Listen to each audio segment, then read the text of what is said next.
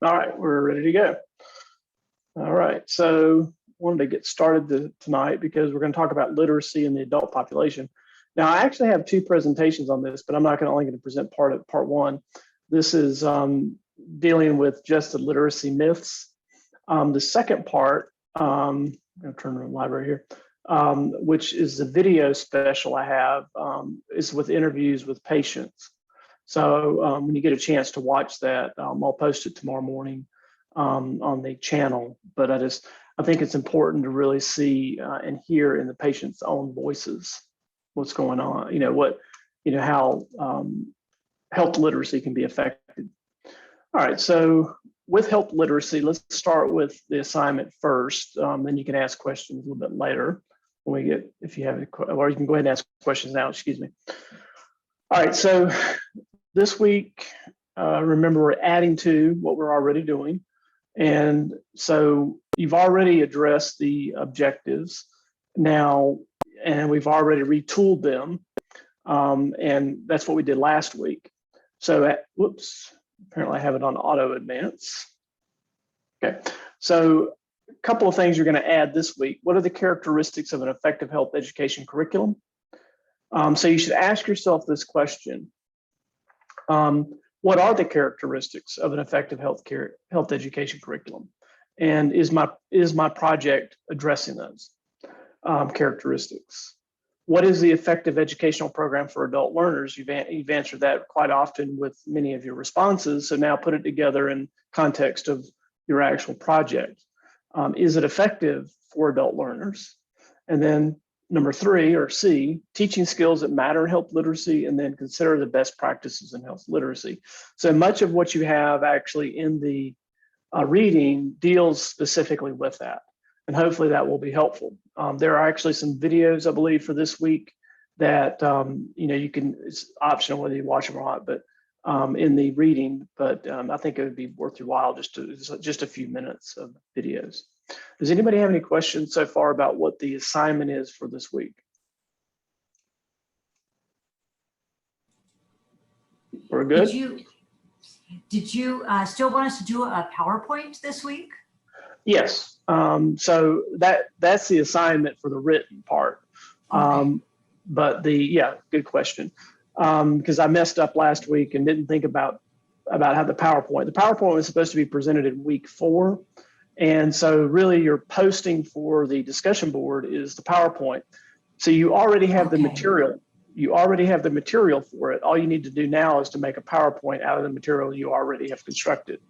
This way you can make sure you're okay with, it doesn't have to be perfect. It's just a matter of, putting it together. If it's imperfect, that's even better because you can learn from your mistakes. If it's perfect, that's even better because you don't have to do as much work. But it's up to you, how much work you want to put into it. But I think at least have your title, your objectives, the purpose, the goal, and maybe some, what you expect to get out of the program or out of the project. Because that way you have a shell for the last week or the 5th or I guess 6th week where you actually have to put it more together with more content. And so you're looking at probably for the entire thing for this week, probably no more than 5 slides, I would think. And then for the entire project, you really want to keep it under 20 if you can. Okay, hopefully less than that. All right, so let's talk about health literacy just briefly. I think actually this is a perfect time to talk about health literacy because what's on the mind of most of the people today is whether or not vaccines work or not. And as healthcare practitioners, you're probably going to be asked that question. What is your opinion about whether I should take a vaccine? And you have to really think about how to answer that question because no matter who you're talking to, regardless of their educational level, you're going to find that they could be the most educated person in the world, but they have no clue about healthcare. And so they will take whatever you say as the gospel because they trust you, because you have a credential behind your name. So you can't take that lightly. I'm asked these questions all the time. I'll have people text me or, I don't know if I mentioned this before, but when during COVID, I probably created about 100 different posts about COVID-19. And I posted them on Facebook to advise people on what's going on and what you should expect, et cetera, et cetera. It's really just information. It wasn't anything about whether or not you should wear a mask or not wear a mask or anything like that. But I put the evidence out there. So I would have people text me and ask me my opinion about whether they should take the vaccine. And there was a lot of concern about that. And there still is, of course, because only 60%, a little over 50% of the population, I think, is vaccinated. But if you look at the people who really need to get vaccinated, the ones over 65, a large majority of them have been vaccinated. But the younger crowd, and particularly under 30, and the crowd that has less than either a high school or less than a high school education, those are the top people who don't have or who are resistant to taking the vaccine, and understandable. And I'll share this with you. I had some negative effects from the second dose. I went through, as soon as I had the second dose, within 24 hours, I had vertigo. My vertigo kicked in so bad for the next 2 weeks, I could barely focus because and that happens when I get an infection. If I get like an ear infection, or if I get a like a sinusitis infection or something, I'll have the same effect. So I knew immediately, and I called my doctor about it. But the problem was, that's not something everybody would experience. And so, if people ask me, I'll tell them, my experience, but that doesn't mean I would not take it. And I think the difference is how you present that information. And because you're going to be looked at, particularly when you get your master's degree, you're going to be looked at as having the authority in some of these things, particularly when it talks about respiratory diseases. You have to be careful and walk that line carefully. You may have personal opinions about it, but remember, health literacy is atrocious in the United States. If you're getting your information from Facebook of whether or not you should take a pill or not, that's a good sign that somebody's health literacy is probably not where it should be. I've dealt with health education, teaching physicians and nurse practitioners and dietitians on how to deliver healthcare information for the last almost, 13, 14, well, at least 12 years I know of. And advising them on how to do that. And it's amazing how well-educated people who have a degree in healthcare still don't know how to deliver that information. So there's a lot of problems with health literacy. It's not just about the person who's getting the information, it's about who's delivering the information. And I think that's sometimes lost in the picture. And in part because we talked about educational goals, objectives, et cetera. Part of that problem is that you assume things about people, that they know something when they're adults, so they should know, right? They should be able to look for the evidence. How many of you think that the average person knows what a double-blind crossover peer-reviewed study is? I mean, if they see it on the internet, it must be real. If they see it on Facebook, it's even better, right? It's really bad. So I think it's important for healthcare practitioners to understand that the health literacy issue is a larger picture than just somebody not understanding something. It's also about information that can be, I hate to say misinformation, but let's just say information that's exaggerated. Having been in the healthcare field, but also having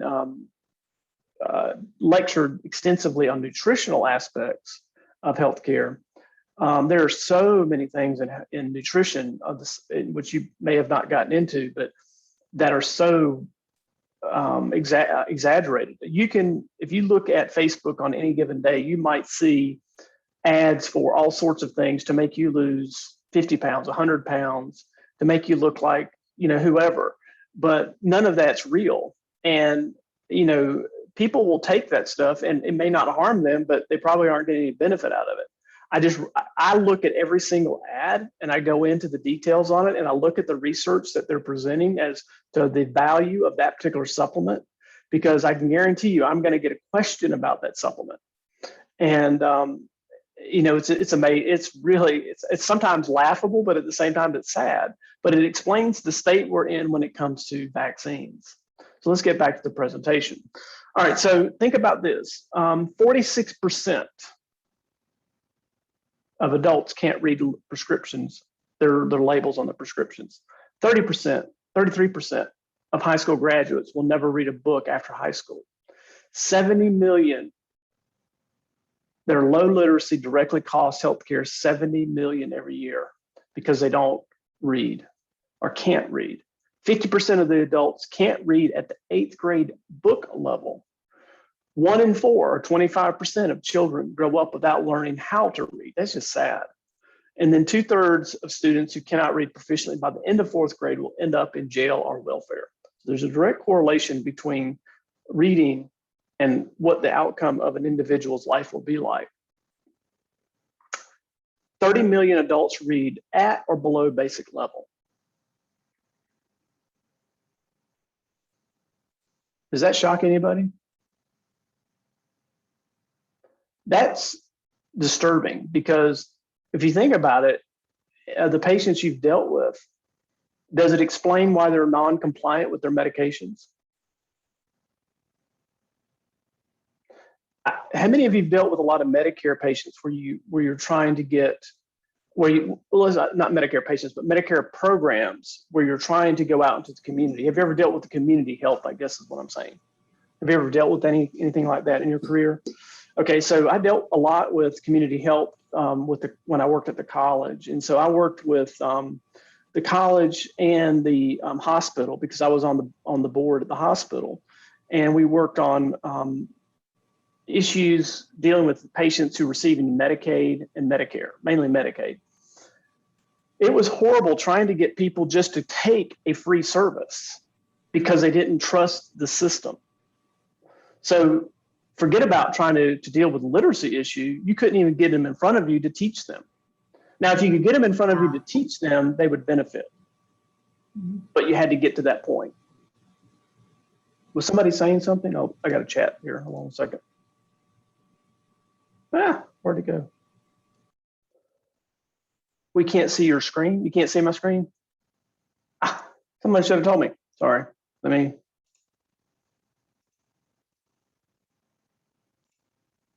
you see it now? Okay. All right, so those are the statistics I was talking about right here, okay? 46, 33, 70 million, 50%, 1 in 4, 2 in 3, and 30 million. All right, so the bottom line is you have to address the reading issue oftentimes before you can even get to the health issue. Oops. Okay. So the question is, does education equal health literacy? That's the question. What do you think? I see no. Thumbs up, thumbs down. What do you think?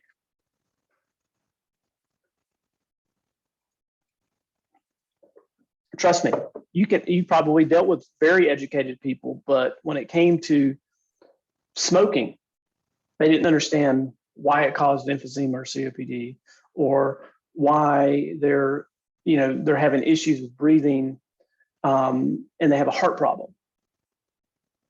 They don't understand that until you explain it to them. But unfortunately, the more educated they are, in many cases, they're unlikely or unwilling to admit that they don't know. They're reluctant. Somebody with less education is probably more likely to admit they don't know because they're not ashamed of it. So there's that factor, that those emotional factors of, gosh, I don't want anybody to think I'm stupid, but that happens. How someone looks, does that determine literacy? No, of course not. It's silly to even suggest that. But that's, sometimes people assume, for example, somebody who's homeless doesn't have the literacy level that they need. The fact is, there's a lot of issues there that have nothing to do with literacy. And so if we go by appearance on anything, we're prejudging someone, and we should never do that. But early in my career, I used to see, and you may have seen this as well, healthcare practitioners have a tendency sometimes to prejudge. Everybody agree with that? Because you assume either rightly or wrongly, that someone doesn't know, or worse, that someone does know. Someone knows, that, in other words, you assume based on the fact that they look educated, that they should know these things. But the fact is they may not, and they aren't willing to tell you. Race and ethnic background. Does any of this have anything to do with your literacy? I think most people would say no, and they would be right. But what does impact health literacy is information. So, somebody is from Cuba, for example, since that's in the news, where they're unable to get information, current information. They're only fed information by the government. It has nothing to do with their race or ethnic background. It has to do with the control of that of the government over the information that they receive. So we don't have to deal with these. There's a couple of students in our class that are, one's in particular from Nepal, and she's talking about transboundary education. Excuse me. And it's really interesting because sometimes you don't think about how some of these things translate, how this information translates across boundaries. And so you have to think about it in the reverse. What happens when somebody comes to this country that doesn't have, doesn't speak English, or doesn't have, more than, oftentimes they come from very poor countries, so they may not have more than, a first, second, third, fourth degree education, who knows? And that's going to dramatically impact whether or not they accept services, or whether or not they will listen to you. I remember some time ago when I worked at a particular hospital, we had a large Indian population, and I'm talking about Asian Indians from India, not American Indians. And we had a really tough time because if I went into a room, I couldn't speak to the women directly. I had to speak to the men of the family. Even though we had a large population of Indian doctors, it was very challenging because we would have to make sure that in order to get that information to the patient, that the family member that was, had to be there. Otherwise, they would shut us down. And so there are things you have to consider about the race and ethnic background, because it's out of respect for maybe the religion, in many cases, particularly when you're talking about Muslims, or any other religions that you may encounter, but Muslims, I think, in particular, because we have a large population of Muslims where I work, and you just have to be respectful of the fact that they have a certain protocol, and one of those protocols was you had to talk to the male of the family in order to get the information to the female. So it was a very challenging type of system. One of the things about health literacy that people forget about is the impact it has on the individual. So not only do you have the fact that you can't get that information to the person, but how does the person feel about not understanding that information? Do they feel somewhat disrespected or ashamed? I guess probably is a better perspective on this. They feel ashamed that they don't understand, and they should understand. Well, the fact is that it's just a matter of helping them understand that they have the capacity to learn it or understand it, but oftentimes they're shut out because they assume that they aren't capable. And I want you to think about the information, the flood of information, particularly now with the information age. Sometimes, when you talk to people, they get so overwhelmed with the information that it's like this sort of tornado of books that you see here. It's just overwhelming. It's like reading a book blindfolded and unable to just read because they don't have the capacity. So we're talking about people who on both spectrums. Those who can read can still be overwhelmed. But what about those who cannot read? They might be labeled as intellectually slow, but the fact is they've never learned how to read, so they can't absorb the information. Now, it's not your job as an educator in your capacity to teach somebody how to read, but you have to understand that when you're talking to patients, that there may be a gap there that needs to be addressed. And it can halt any type of activity you're doing with a patient if they don't understand. You may be talking and they're shaking their heads, but they don't understand. They just appear to understand. And of course, one of the things about health literacy is how people feel. If they can't control their condition, or they don't understand how to control it, it can lead to depression. Depression among COPD patients is one of the #1 psychological disorders, along with anxiety. So depression and anxiety, but that goes along with any disease that you're talking about, really. But with COPD, it's probably even more exacerbated, because the fact that not only they feel helpless because they can't breathe, they have no hope, so they feel depressed. Because they can't go anywhere, they feel more depressed. So it becomes a sort of, and if you worked in home care at any point in time, you understand how patients get shut in and they sort of get into this cycle and they can't break out of it. It all comes down to learning. When they learn how to control their condition through proper medication, and getting the right resources, you can help lift them out of that. The problem is getting to them and helping them is sometimes problematic. They might feel like a lot of patients do who have a low health literacy. If they have a condition, they feel like they're locked literally in a prison. They feel like they have no future. Have you ever experienced a patient who had CF? If you ever had a patient who had CF? So you have sort of two types. And I don't know why I didn't put it on its advance. I don't know why it's doing that. But if you have a patient who's had CF, the two types that I've seen are those who embrace it and take it on as a challenge. Then you have those that shrink from it and they won't take it on as a challenge. Back in the day when the vest, I'm sure all of you probably seen or used the vest when it first came out, back in the 90s. The company that originally, I'm trying to remember the name of the original company that developed the vest now, but you might remember. When they developed the vest, they brought every educator in North Carolina and surrounding states down to Florida free of charge, paid for our flights and everything, just so we could learn the vest. And so we had probably about 100 educators from about 100 different programs there to learn nothing about it, but they were learning about the vest. They gave a vest to, I think, initially to 100 different programs throughout the United States. They wanted to teach us about how the vest would help CF patients. So what they did was they had a patient, and we all knew about CF and everything, but I'm telling you what, that was the best conference I've ever been to, because the patient, or the rep, was also a patient. She was this 28-year-old CF patient who had a double lung heart transplant. And she was the one presenting this information.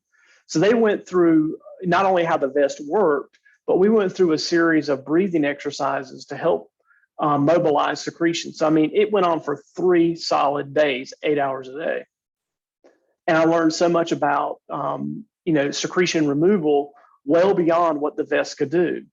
And so it was enlightening for us. But I think what we took away from that was how important it was to get those CF patients knowledgeable about how they could ultimately manage their condition on their own, because the independence that they would gain from that would give them a new life for whatever amount of life they had, because we all know they don't have the life expectancy is longer now, but at one time, this young lady at 28 had exceeded the life expectancy of CF patients, the average CF patient.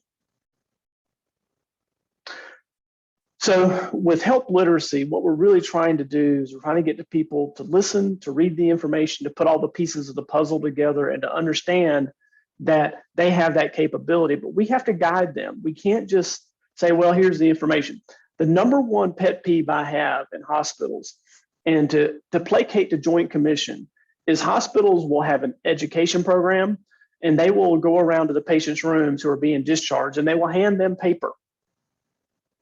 It has all the instructions on how to do something.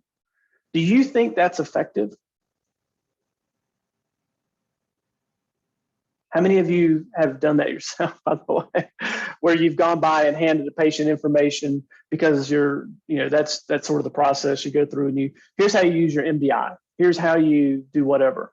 And they do that and they don't think twice about it. But I see it more oftentimes with nutritionists.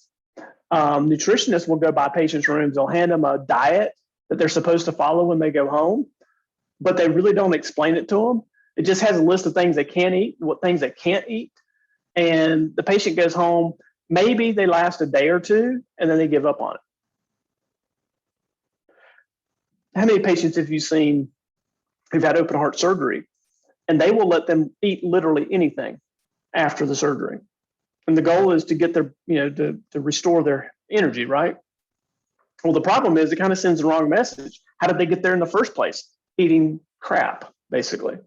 And so they're going to let them eat that for a couple of days after they've had the surgery. It doesn't never make sense to me why they did that. But anyway. All right. So the goal with health literacy is to try to equalize things with patients, to try to bring everybody sort of to the same goal, which is to be able to manage whatever the condition they have. And the same would be true whether you're talking about a student that you're trying to teach, is to try to bring them to a quality, if you will, of information of this is, the way, gosh, that's driving me crazy.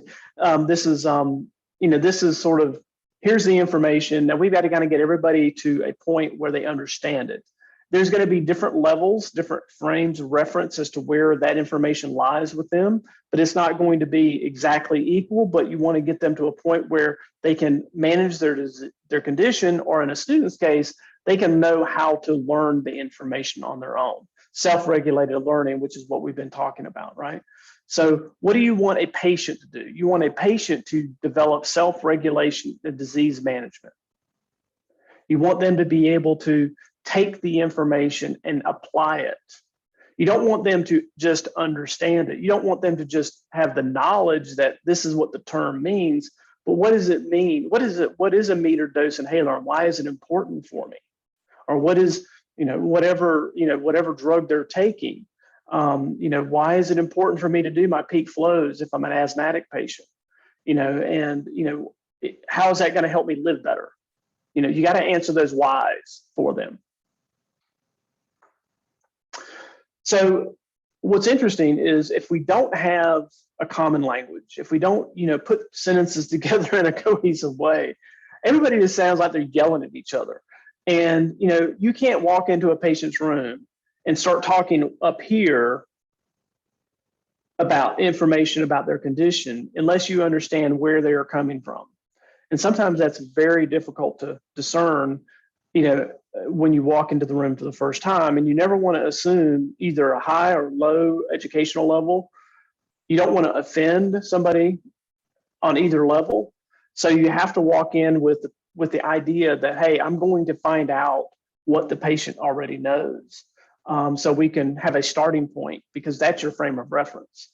Joint commission requires that you tailor the educational process for that patient. And so we're not supposed to do prescriptive cookbook type application of any therapy. We're not supposed to just say, well, we're going to treat everybody the same way. What we do is we find out what it is the patient needs and then tailor it to what the patient needs. That's the way you're supposed to do it. And education is supposed to be that way. We're not supposed to just say, well, everybody's the same, so we're going to teach them all the same, and therefore, that's going to work. Well, you probably already discovered in your reading, if you did that, then you're only going to capture a certain population of students that are going to be successful in school. So you have to learn your students. You have to learn your patients. If you're a manager, you have to learn your staff. You can't just assume everybody's going to be on the same level. You may have the expectation of that, but that doesn't mean that's the reality. Sometimes there's disconnect between, in that philosophy. We want everybody to be able to manage their asthma. Well, you're going to have 100 patients. You're going to have 100 different people at different levels. So it's a challenge to try to get everybody to that same level. But you have to start with the patient or with the student or with that staff member. One of the big things about health literacy is their inability to determine a lie from a truth. And no, I mean, this is so appropriate for today because there's so much talk about misinformation about the vaccine.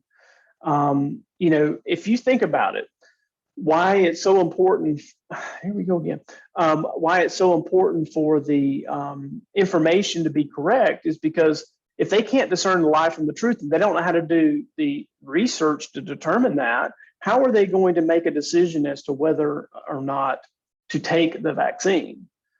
So if somebody came to you today and said, what would you recommend? What would be your answer? What would be your answer? How about taking the vaccine? Say that one more time, Naomi. What would be the answer to the vaccine question? Yeah, if they said, would you recommend you take it? What would you tell them? I would tell them, from my perspective, I took it, and see why they're asking and see why it's important for them to know, and then use that to continue conversation. Okay, so let me make sure I understand. So you would make sure first, or you would tell them that you did take it? Is that what you're saying? Okay, I think that's always a good idea, is to say, well, I did take it myself. But I think the easiest answer is to say, you have to decide for yourself in conversation with your physician. Have you spoken with your physician? And if they say no, then say, well, I think that's where we should start, because I think you and your physician really need to make that decision. Now, I took it because I felt like I needed to, because I work in healthcare and I'm around a lot of sick people.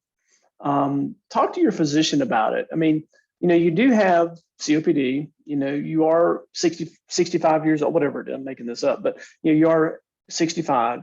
And, we do know that people over 65, have a greater risk from, dying from COVID, and we don't want you to die. So, but at the same time, I think you need to talk to your physician about it, because I think the best solution is to, when people are confused, is to redirect them to talk to their primary healthcare provider. And the reason behind that is because hopefully they trust them.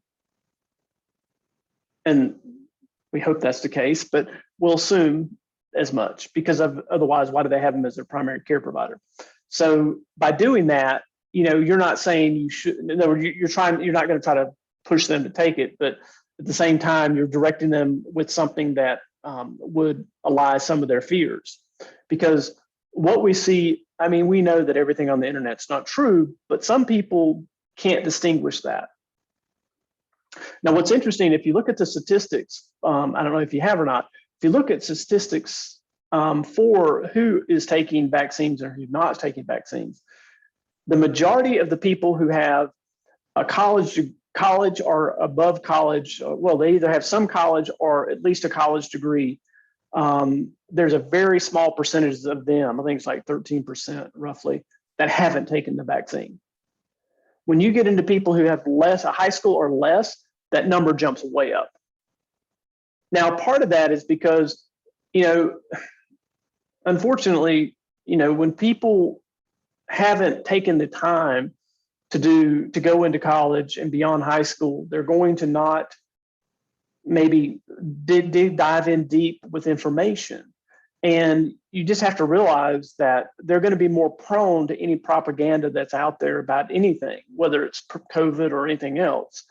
And that's the really scary part. Now, that's their prerogative to believe it or not. But if we can redirect them to talk to their healthcare provider, because one of the things we don't know when we're talking to somebody sometimes is, do they have a condition that maybe they need, they really need to talk to their doctor about? Or what if they've already had COVID? Should they have it? What if it's only been a month since they've had COVID? As opposed to maybe last year when they had COVID. I mean, I don't know. I mean, there's so many variables there that you have to be careful of.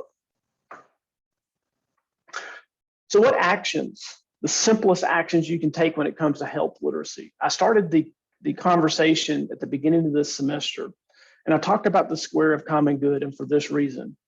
The first step in developing a relationship to develop better health literacy among patients is to first respect them for who they are. You cannot develop trust without respect. In other words, you can't just assume because you have a credential behind your name, they're going to assume that you know what you're talking about. They probably will, but at the same time, when you show them respect as a human being, they're going to be more likely to accept what you're saying rather than pushing it off as, you don't know what you're talking about. Trust is the hardest thing to build with patients, and it's also the linchpin between whether or not they are compliant with whatever medication or treatment plan you have. Compassion is one of the other factors of the square of common good. When you show compassion for others, and I think the best way to state this is to say, people don't care to know what you know until they know how much you care. Have you ever heard that? That's from Stephen Covey. Stephen Covey, the seven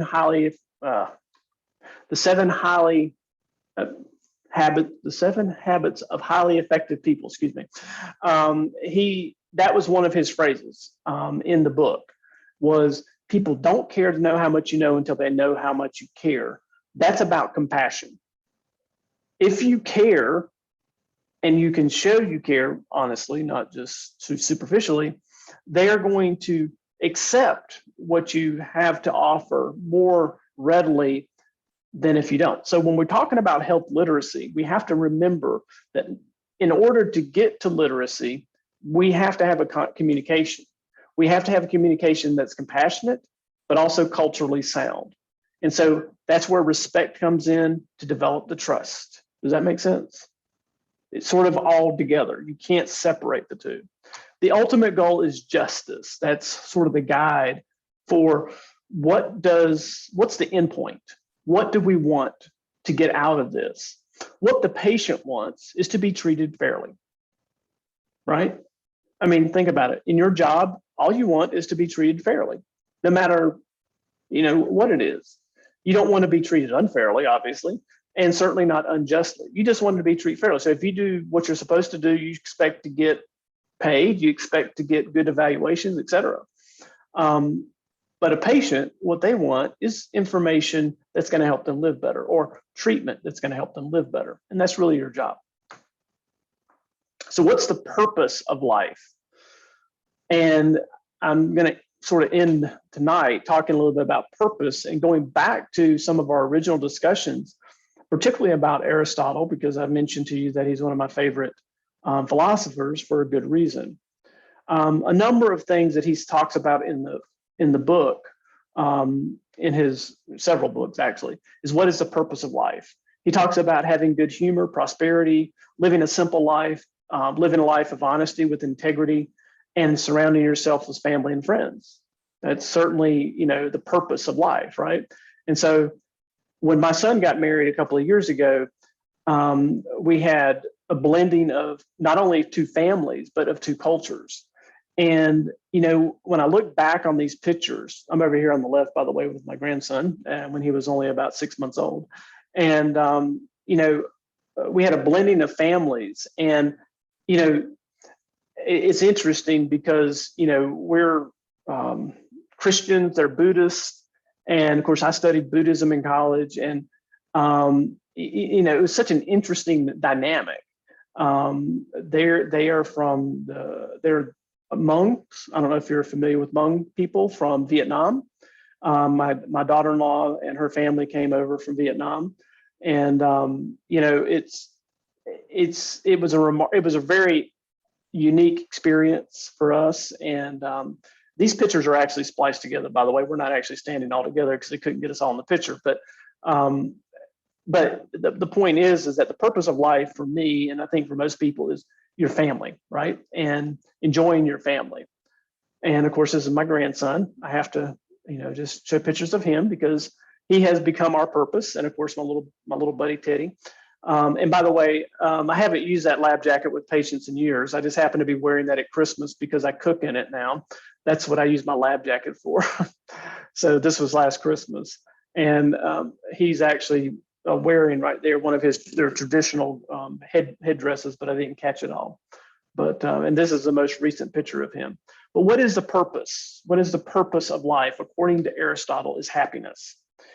And no matter what it is, what a patient wants is they want to be happy. They want to live a good life. I think that's what everybody wants. And when we're talking about health literacy, we're trying to get people to a level of satisfaction with their life, that they feel comfortable, that they can manage their life. And think about how out of control it must seem if they can't control their breathing. You know that, right? How out of control they seem if they don't understand how to manage their condition. They seem very unsure of themselves. And that adds to all of those other factors, and they can't enjoy life and they can't be happy. So I'll just leave you with this: fulfill your destiny. You are doing that in this program. You are going beyond whatever it is that you feel that you needed to go beyond. You fulfilled whatever desire you had based on the fact that you wanted to get your advanced degree. So when you think about why you're doing the master's program, think about what it is why you're doing it, and that'll keep you focused for the future. I think oftentimes, particularly when you're about halfway through, correct? About halfway through, okay.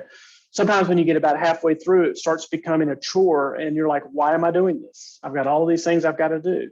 And, it becomes difficult. So you have to stop and think, why am I doing this? Why am I here? What am I doing? What's the purpose? And, I think for me, anyway, when I went on to get my graduate degrees, my purpose was to fulfill what I felt like I needed to fulfill, which was a higher purpose.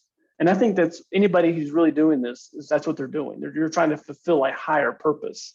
And it's not just to ego stroke yourself and, to say, hey, stroke your ego on this, but it's, I want to do something more. And something more can be defined a lot of different ways. So you have to embrace whatever that is. So this whole process is a discovery process. And I think that's what's exciting about doing a master's program, is that you're developing that mastery level of knowledge. And, think about it, only 25% of the population even have a bachelor's degree. About 3% of the population have graduate degrees. So think about that. Out of 330 million people in the United States, you're going to be one of the 3% that have more than a bachelor's degree. That's huge. It's important. It's a matter of what you do with it. And that's all these things that we're working on, trying to get you to that point where you can do something with it. I think it's exciting. Do you have any questions?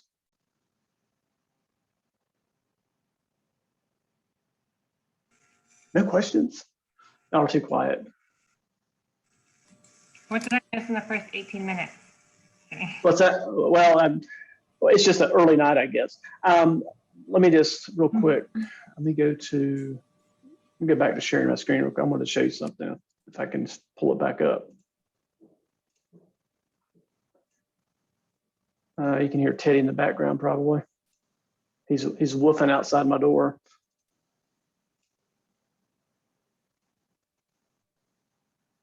All right, so this video special, there's a few things in here that, oops.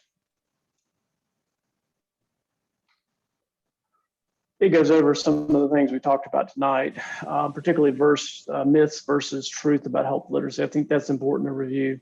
And then these videos, 1, 2, 3, 4, I think it's just 4 videos. They're short. 5. Okay, so 5 videos. I wasn't going to remember, but they're short, like 5 to 7 minutes each. But I think they're important to review because you get an idea of, of maybe how patients really think, and sometimes you don't realize that, have an opportunity to do that in your busy day. Are those videos on the channel or under the readings and?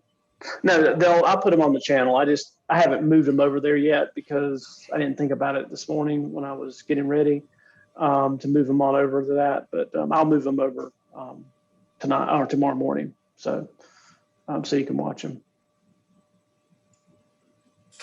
I have a question, Dr. Croft. Sure. I've noticed with a couple of people in this course, as well as myself, that sometimes we get a little confused with converting the subject matter from patient education to colleague education or staff education. Like if I was going to do an in-service on fellow staff members. Right. I've been talking with other classmates. It seems like I'm not the only one that's a little bit confused on this matter. If maybe you could give us a little bit of guidance that way. Well, I mean, I think one of the things you probably realized from doing the exercise was the fact that it's not easy. Right.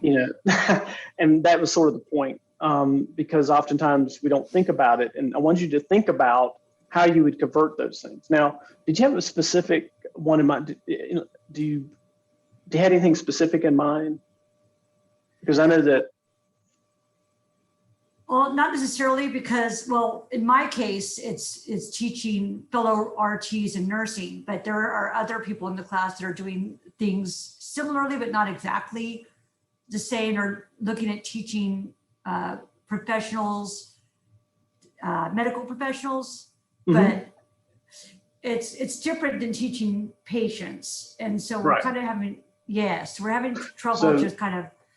So is it toggling between the patients and the students, or the professional and the patient? It's between the students and the instructors, because basically we're just colleagues. Right.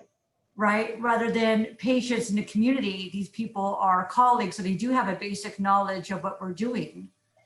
Right. Right. So it's not the same as teaching. Yeah. Right. So if you're talking, I mean, it's easy. It's obviously easier to go from professional to student or student to professional, right?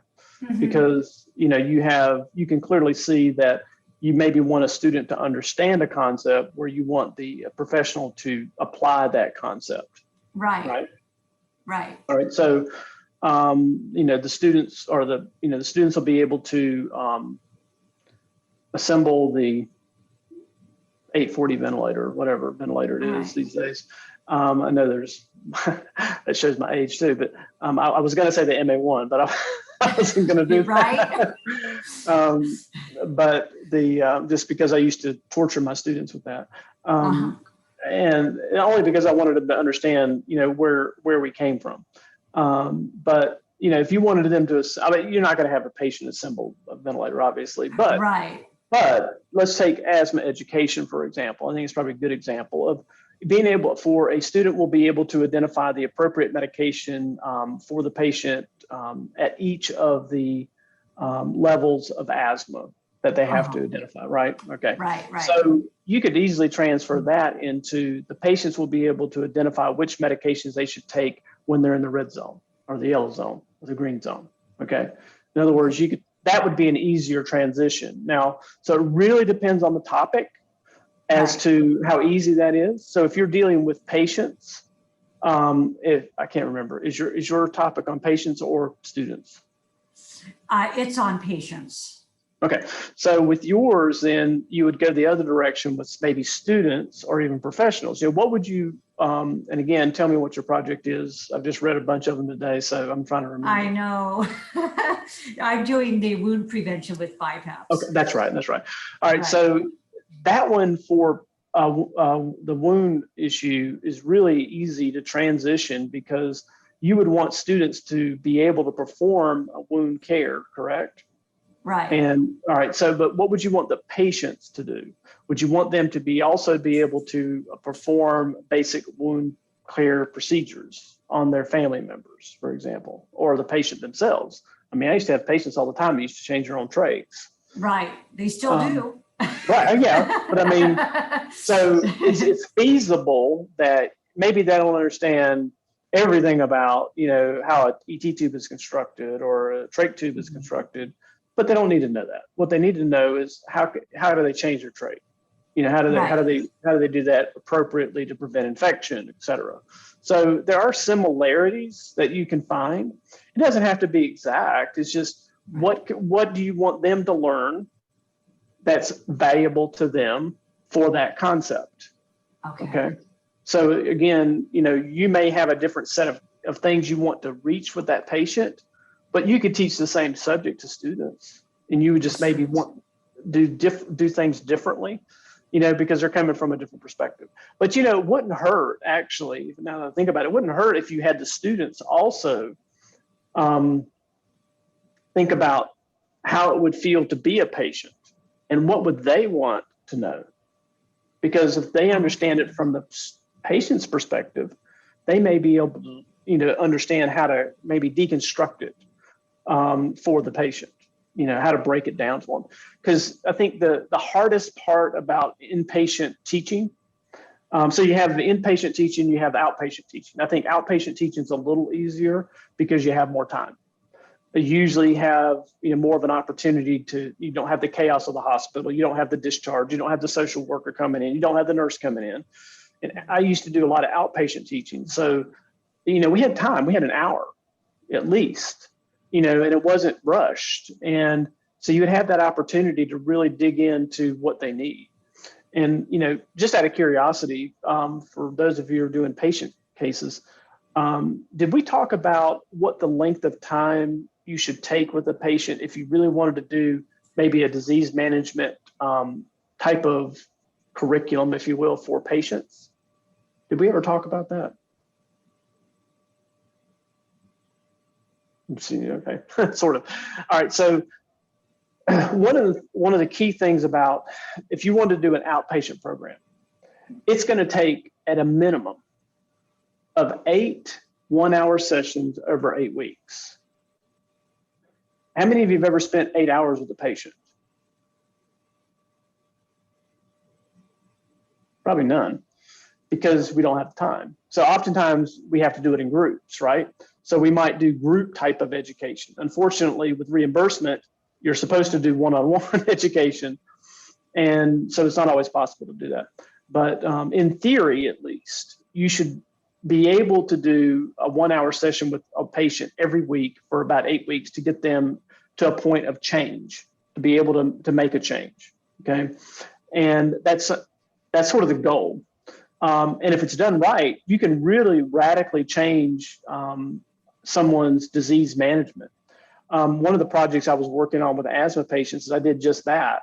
I had a group of people I recruited for my certification in health education, and I had to do, I think it was 6. I think we had to do a minimum of 6. The goal was 8 sessions with them. We had to record every single session, and we had to turn it over to our mentor to have them evaluate how we interacted with the patient or the client, I guess I should say.